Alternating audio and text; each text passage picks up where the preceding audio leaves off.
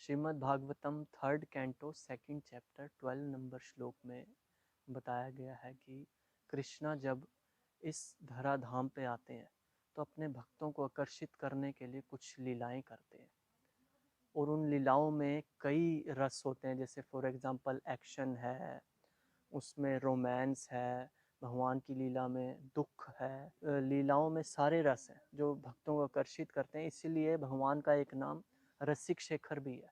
भगवान यहाँ पे आगे जो कार्य करते हैं उनको लीला कहते हैं, पर क्वेश्चन ये है कि लीला क्यों कह रहे हैं।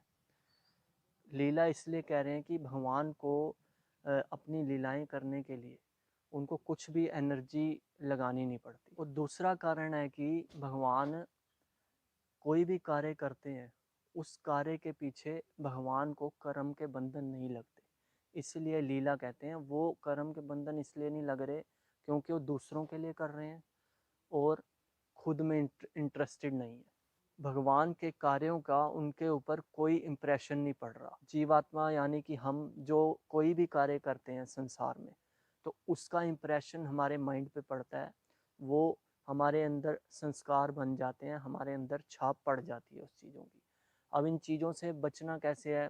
भगवान को संस्कार नहीं लग रहे, इन संसार के हमें लग रहे हैं, तो उसकी टेक्निक चैतन्य महाप्रभु ने बताई है कि जैसे गोपियाँ और यशोदा माँ स्मरण कर रही थी भगवान का, कृष्ण का गुणगान कर रही थी अपने कार्य करते करते, ऐसे ही हमें भी अपने जो भी कार्य कर रहे हैं भक्तिमय कार्य, उसमें हमें स्मरण करना है। अगर हम ये अप्लाई करते रहेंगे तो जो भी कार्य कर रहे हैं, फॉर एग्जांपल सब्जी काट रहे हैं, सब्जी काटते समय वो सब्जी की छाप हमारे अंदर जा रही है, उससे हमारा दोबारा जन्म हो सकता है।